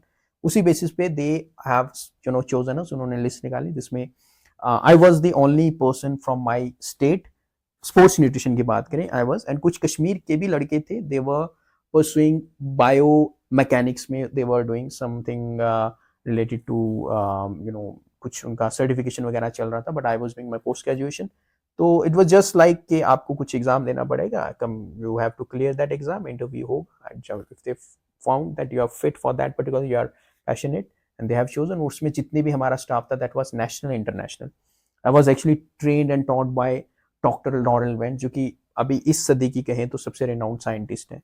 She is the one who have worked really good on protein. हम तो protein की बात करते हैं, and उन्होंने काम किया doctor Stuart Philip के साथ। डॉक्टर स्टुअर्ट फिलिप सबसे ज़्यादा प्रोटीन के ऊपर उन्होंने रिसर्च किए, एंड आई एम फीलिंग कि मैं खुशकिस्मती थी मेरी कि उनसे सीखने को मिला। उसी के साथ हमारे रिनाउंड स्पोर्ट्स न्यूट्रिशनिस्ट थे वहाँ, जिनमें से एक थे doctor Pooja Gaur, then we used to have doctor Wani Kulbhushanam करके, जिन्होंने डिफरेंट स्पोर्ट्स स्टार के साथ काम किया है एंड सीखने को मौका मिला। नाउ अभी मैं सोच रहा हूँ, अभी मैं प्लान कर रहा हूँ to work specifically for the J&K के जितने भी यूथ हैं, कैसे उनको बताया जाए कि क्या टेस्टिंग होती है पर्टिकुलर एथलीट को पर्टिकुलर फील्ड में जाने के लिए, किस पर्सन को कौन सी स्पोर्ट में जाना चाहिए ताकि वहां पर जाके वो एक्सेल कर सके। जैसे फॉर एग्जांपल एक पर्सन है इज डैम 6 फीट 5 इंच, क्या उसे वेट लिफ्टिंग में जाना चाहिए, या उसे जैवलिन में जाना चाहिए, क्या उसे किसी एंड्योरेंस गेम में जाना चाहिए, वो बॉडी मेकअप पे डिपेंड करता है। ठीक है, अगर कोई इंसान है जिसकी हाइट इज ओनली 5'6" और 5'5" और 5'4", ठीक है, weight is also good like 60-65 का, तो क्या स्पोर्ट उसके लिए सही रहेगी, उसके बॉडी मेकअप के ऊपर क्या टेस्टिंग है, ताकि वो उसी स्पोर्ट को पकड़ के चलेगा ना तो उसी में एक्सेल करेगा। जैसे सचिन तेंदुलकर एक दिन में नहीं बना था। सचिन तेंदुलकर जो कितने रेनाउंड मास्टर ब्लास्टर बोलते हैं, he is right now master blaster because of right time पे उन्होंने अपनी एक स्पोर्ट को चूज कर लिया था, प्रॉपर स्पोर्ट था, दैट्स वाई। वही चीज is very important to understand. सिर्फ क्रिकेट ही नहीं, काफी सारी स्पोर्ट्स है, बॉक्सिंग है, जैसे कि रिसेंटली हमारे जोराजोरी का एक लड़का है, ठीक है, मैं कभी मिला नहीं उनसे, okay, I am looking forward to meet him, ठीक है, he was the one who have won medal national games में, राइट, एट नेशनल लेवल। तो राइट टाइम पे चूज किया, उनके कोच को वो प्रशंसा के काफी उनको प्रशंसा के काबिल हैं, ठीक है, काफी अच्छा काम किया एंड उन्होंने इतनी बुलंदी हासिल की। मैं उम्मीद करता हूँ कि आगे भी वो इंटरनेशनल लेवल तक जाएंगे, बट राइट टाइम पे कैसे चूज किया, तो that is something I am planning. Sir, इस पॉडकास्ट के थ्रू जो हमें देख रहे हैं यंगस्टर्स, क्या बताना चाहिए किस तरह, अगर आप वो आपके साथ जुड़ना चाहते हैं तो किस पैटर्न से आपके साथ वो जुड़े? सो इफ एनीवन, अगर स्पेसिफिकली यूथ जो कि 13-14 या 12-13 साल का बच्चा है, जो चाहता है, जिसके पेरेंट्स चाहते हैं कि हमारा बच्चा स्पोर्ट्स में एक्सेल करे, क्या क्या डिफरेंट गवर्नमेंट की स्कीम्स होती हैं, कैसे टेस्टिंग होती है, कहाँ पे दे can go and have that trial also, कैसे साई में एज एन एथलीट आया जाए। So if they wanna know and if they wanna improve their fitness also by taking proper guidance from me related to nutrition, so they can contact me also. मैं अपना जो official number है आपको share कर दूंगा, okay, but I would request जो interested हैं please वहीं आए, क्योंकि टाइम काफी कम होता है और जो टाइम है वो मनी है, बिकॉज बोलते हैं ना time is money. So time is very very important if they are interested to enhance their performance, अगर अपने बच्चे को किसी पर्टिकुलर फील्ड में डालना है, if they are confuse also कि बच्चा अच्छा है लेकिन समझ नहीं आ रही कहाँ पर डाला जाए, तो प्लीज वो कॉन्टैक्ट कर सकते हैं, मैं नंबर शेयर कर दूंगा, तो I am happy to guide. कभी ऐसे आए हैं आपके पास जो थोड़ी देर के लिए आए तो वापस चले गए? हाँ होता है, बिकॉज सब क्या होता है ना, एक चीज बोलते हैं, एक होती है इंट्रिंसिक मोटिवेशन, एक होती है एक्सट्रिंसिक मोटिवेशन। इंट्रिंसिक हो गया जो आपके अंदर से आ रही है, वो इंसान हमेशा लंबी, ठीक है ना, रेस का घोड़ा होता है। जो एक्सटेंसिक होती है ना, नीरज चोपड़ा देख लिया, राहुल द्रविड़ देख लिया, विराट कोहली देख लिया, मैं भी बन जाऊंगा, ऐसा नहीं होता है, उसके पीछे का नहीं पता होता है। जैसे एक आइसबर्ग होता है ना, ठीक है, हम नीचे का नहीं पता, हमें पता बस इतना ही है, बट उसके नीचे का नहीं पता कितनी उसकी जर्नी है। जब वो पता चलता है उनको तो they left. So that's why I said need to just sit, decide उस बेसिस पे, फिर then you can approach and तभी आप बुलंदी पे जा पाओगे, बिकॉज ये मेहनत का काम है। पढ़ाई में कम मेहनत लगेगी, बट एज ए खिलाड़ी बनने में ज्यादा मेहनत लगती है। मैंने सुना था जो हमारे नेशनल एथलीट है नीरज चोपड़ा, उनके बैच के साथ भी शायद आपका कुछ था, वो थोड़ा सा बताएं। हाँ, सो नीरज चोपड़ा का जो पूरा बैच था वहाँ पर ही पटियाला में होता था, एंड मुझे उनके कोच से भी मिलने का एंड उनकी टीम को भी देखने का काफ़ी मौका मिला, एंड काफ़ी अच्छा है। मैंने एक चीज़ देखी है कि they are very much punctual, क्योंकि उन्होंने टाइम पर आना, टाइम पर अपना काम करना, उन्होंने चीज़ों को कॉम्प्लेक्स नहीं किया, सिंपल किया हुआ है। 4 बजे ग्राउंड पर, शाम के 4 बजे वो ग्राउंड पर दिखेंगे, ठीक है, जैसे भी शाम का वक्त हो रहा है अभी वो ग्राउंड पर दिखेंगे, ट्रेनिंग करेंगे, they are playing songs also, song चल रहे होंगे, गाने सुन रहे होंगे, ट्रेनिंग करेंगे, कमिंग हैविंग देयर मील्स, वापस सो रहे होंगे, कुछ फालतू आगे पीछे जाते हुए नहीं दिखेंगे आपको। फिर सुबह दिखेंगे आपको 6 बजे ग्राउंड पर, करेंगे ट्रेनिंग। दोपहर को अगर कोई रिकवरी का चल रहा है फिजियोथेरेपिस्ट के पास दिखेंगे, if they would be needing any help from you, हमारी लैब में आएंगे, ठीक है, हमसे हेल्प लेंगे न्यूट्रिशन लैब में, and then they are repeating this thing, वही चीज को रिपीट करेंगे। वो एक चीज देखिए, वो माहौल जो है ना बेसिक, वो कुछ ज्यादा कुछ रॉकेट साइंस नहीं है, वो बस बेसिक कुछ टिक करते हैं, दे हैविंग। हम सोचते हैं कि नीरज चोपड़ा पता नहीं वो ये खाता होगा वो खाता, नो, बेसिक फूड है उसका। I have seen his plate also, I have seen plate of Mirabai Chanu, उनके साथ तो मैंने काम भी किया है, ठीक है, उनसे मिलने का भी काफी मौका मिला है। तो बेसिक दाल रोटी सब्जी, chicken, fish, eggs, these things they are consuming, and they are not having anything like zucchini or avocado and you know different kind of exotic foods and all, अच्छा कर रहे हैं. So यही सब चीजें देखी हैं. And basics are very important, वो हम पीछे चल रहे हैं. एक क्वेश्चन मेरा आपसे रहेगा, जो बॉडी बिल्डिंग फील्ड में बच्चे आना चाहते हैं, क्या इसमें कैरियर है? अगर इसमें कैरियर है तो वो कैरियर कैसे बना सकते हैं? ओके, देखो बॉडी बिल्डिंग की बात करें, एवरी ईयर हमारा एक जो इंडिया का जो एक फिटनेस फेस्ट होता है, ठीक है, जिसको हम बोलते हैं शेरू क्लासिक, IHFF, ठीक है. I have been to that particular show also sometimes. Last 2023 में मैं गया था and one of my athlete were there, जिसमें उन्होंने जस्ट एज अ गेस्ट वहाँ पर गए थे, उन्होंने परफॉर्म किया था, ठीक है. अब वहाँ पर we are having different categories body building में. एक होता है क्लासिक फिजिक, एक होता है मेंस फिजिक, एक होता है बॉडी बिल्डिंग. बट इसमें आने के जब मैं देखता था एथलीट्स की हालत, दैट वाज देख के रोंगटे खड़े हो जाएंगे. कुछ एथलीट्स का पानी निकला हुआ है, they literally crying and they are lying on the floor, ठीक है. दे हैव गिवन एवरीथिंग, मतलब lakhs of rupees they have spend it on themselves. उसके बाद में मिलता क्या है, दे हैविंग, बट लाइनअप में से कोई 1, 2 या 3 ही पर्सन है जिनको मेडल मिलेगा. एंड अगर वो अच्छे हैं, सोशल मीडिया के through they can you know share their views, they can share their knowledge, and लोग उनको देखेंगे तो may B they can grow. But majority देखें ना, अगर उसके पीछे का अगर 98% देखें बॉडी बिल्डर्स, तो वो वापस जाते हैं, कंडीशन खराब होती है, जो पैसे लगा दिए थे, एंड काफ़ी बुरी हालत होती है. काफी इन्वेस्टमेंट करते हैं उसमें, बिकॉज ये काफ़ी ज़्यादा एक्सपेंसिव है और डेंजरस भी है, काफ़ी मेंटेनेंस की ज़रूरत होती है. तो आने से पहले ये सब चीज़ें देखें, इसके बारे में काफ़ी रिसर्च करें और फिर इसमें कूदें. बिकॉज ये ऐसा दंगल है जहाँ पर एक बार कूद के फिर वापस निकलने के बाद काफ़ी परेशानी होगी. दैट्स वाई मैं तो रिकमेंड करूँगा, instead of coming into body building, आप कोई और स्पोर्ट देखो, आप बॉक्सिंग देखो, आप क्रिकेट, काफ़ी ज़्यादा chances are very high to get success. But यार देख सकते हो, because India JNK and Rajouri के काफ़ी क्रिकेटर्स अच्छे निकले हैं. बट उसके साथ साथ आप साइकिलिंग देख सकते हो, आप जैवलिन देख सकते हो, आप शॉट पुट देख सकते हो, आप जूडो देख सकते हो, आप डिफरेंट कम्बैट स्पोर्ट्स देख सकते हो, आप एंड्योरेंस में जा सकते हो, काफ़ी नाम कमा सकते हो स्पोर्ट्स में, इंस्टेड ऑफ सिर्फ बॉडी बिल्डिंग करने से. या फिर आप वेट लिफ्टिंग कर सकते हो, अमेजिंग गेम. वेट लिफ्टिंग मेहनत की गेम है लेकिन अमेजिंग गेम, उसमें भी आ सकते हो. ज़्यादा कमाओगे भी, ज़्यादा पैसा भी मिलेगा, और यूल माइट, इफ अगर एक्सेल हो जाते हो तो you might get good government job also. आपकी फेवरेट गेम कौन सी है और आप अपनी फेवरेट गेम को कितना टाइम देते हैं? My favourite game is weight lifting and boxing, ठीक है. मैं उसको टाइम देता हूँ जब मौका मिलता है, तो मैं मतलब एटलीस्ट 45 मिनट्स तो मुझे देने ही पड़ते हैं. 45 डजंट मीन के पूरा, मतलब 45 मिनट जिसमें मैं वो कर रहा हूँ, रेस्ट को छोड़ करके. एंड बॉक्सिंग को भी 3 टाइम्स अ वीक 45 मिनट्स देता हूँ, जिसमें हैवी बैक के ऊपर I am just doing some punching and all. This is कभी मिसयूज किया बॉक्सिंग का? कभी लड़ाई नहीं किया, क्योंकि जब आप अच्छे मार्शल आर्टिस्ट हो, ठीक है, मार्शल आर्ट आपको हमेशा नम्र होना सिखाता है. It leads you to understand कि आपके अंदर, बोलते हैं ना, ग्रेटिट्यूड होना चाहिए, कि आप कैसे अगले इंसान का, अगली जो इंसान है उसके अंदर भी रूह है, उसके अंदर भी सोल है, उसका आदर करना है, सम्मान करना है. अच्छा मार्शल आर्टिस्ट कभी हाथ नहीं उठाएगा बिना मतलब के. That's really important. Doesn't mean कि आप बॉक्सिंग सीखते हो, आप जाके गली में किसी को भी मारने लगो. No, it's not like that. और कभी मौका भी नहीं मिला, और मैं चाहूंगा भी नहीं टू उसका कुछ गलत इस्तेमाल किया जाए. आपका फेवरेट एथलीट कौन है और बॉडी बिल्डर कौन है? माई फेवरेट एथलीट की बात करें is Rahul Dravid. I really like his work ethic. मैं छोटे होने से राहुल द्रविड़ को देखता हूँ, उस वर्क एथिक. अभी भी हमारे इंडिया टीम के कोच रह चुके हैं, एंड उन्होंने काफ़ी अच्छी बुलंदी हासिल की है हमारी टीम को. उन्होंने काफ़ी ही नाउन एज अ वॉल, काफ़ी अच्छी बैटिंग करते थे. उसके बाद देखें तो Virat Kohli, but first priority always gonna be Rahul Dravid. And second question you said, body builder देखा जाए तो मेरा favourite body builder is Bhuvan Singh Chauhan.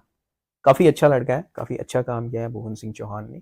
अभी ही is planning to open a very great gym somewhere in Gurgaon, and he is the only one जो कि काफ़ी पढ़ा लिखा भी है, and coming from a good background also. And उसने हमारी जो कंट्री है इसका नाम रोशन किया है ओलंपिक स्टेज पर, बिकॉज वहाँ पर क्वालिफाई करना भी बहुत बड़ी बात होती है. He won pro card and he had represented. And Varinder Singh Ghuman भी मेरे काफ़ी अच्छे बॉडी बिल्डर थे. ही इज़ नो मोर, जो कि प्योर वेजिटेरियन थे, एंड वो भी काफ़ी अच्छे बॉडी बिल्डर थे एंड मेरे फेवरेट थे. फेवरेट आपका एक्टर कौन है?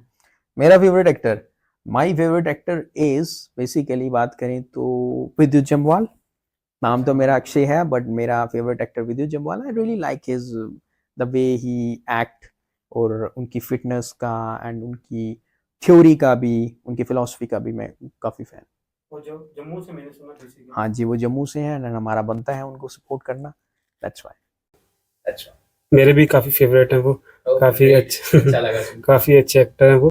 तो सर मैं आपका थैंक यू भी करता हूँ आज भी हमने आपसे काफ़ी चीज़ें सीखने को मिली। हम कोशिश करेंगे कि ऐसा सेशन ना नेक्स्ट भी लगाते रहें, ताकि हमारी जितनी भी ऑडियंस देख रही है उनको कहीं ना कहीं इस चीज़ से अवेयरनेस मिले कि क्या उनको वे जो वो यूज़ करना चाहिए अगर उन्होंने लॉन्ग टाइम के लिए चलना है। तो मैं आपका भी थैंक यू करता हूँ अपनी टीम की ओर से, आप आए, प्रीशियस टाइम निकाल के अपना आए, तो ज़रूर अगला सेशन भी ज़रूर लगाएंगे हम। Thank you so much once again. मैं आपका काफ़ी आभार व्यक्त करता हूँ, आपने भी समय निकाला एंड मुझे अप्रोच किया and you guys have invited me to this, मैंने जैसे इनिशियली बोला, the one and only the Himalayan talk show. मैं भी चाहूँगा बुलंदियों तक जाए and looking forward to record ज़्यादा से ज़्यादा एपिसोड आपके साथ, किसी पर्टिकुलर चीज़ के ऊपर, किसी पर्टिकुलर कंपाउंड के ऊपर, right. So thank you so much, आपकी पूरी टीम को शुक्रिया अदा करता हूँ दिल से एंड काफ़ी धन्यवाद मुझे बुलाने के लिए। तो ये थे आज के पॉडकास्ट, आज के स्पेशल एपिसोड, अवेयरनेस एपिसोड में हमारे साथ अक्षय कुमार शर्मा जी, जो कि स्पोर्ट्स साइंटिस्ट हैं, काफ़ी अच्छा काम कर रहे हैं और इन्होंने काफ़ी फेडरेशंस के साथ काम भी किया, स्पोर्ट्स अथॉरिटी ऑफ इंडिया के साथ काम किया। उसके बाद और भी काफ़ी अच्छा काम कर रहे हैं ये। आने वाले टाइम पे इनके साथ ज़रूर सेशन लगाते रहेंगे। आप भी देखते रहिए ऐसे इन्फॉर्मेटिव पॉडकास्ट, और इस पॉडकास्ट को ज़्यादा से ज़्यादा शेयर करें। जो भी बच्चे एथलीट बनना चाहते हैं, जो भी बॉडी बिल्डिंग फील्ड में आना चाहते हैं, उनको किस तरह के सप्लीमेंट जो है वो यूज़ करने चाहिए, किस तरह की डाइट यूज़ करनी चाहिए, किस तरह के न्यूट्रिशंस लेने चाहिए।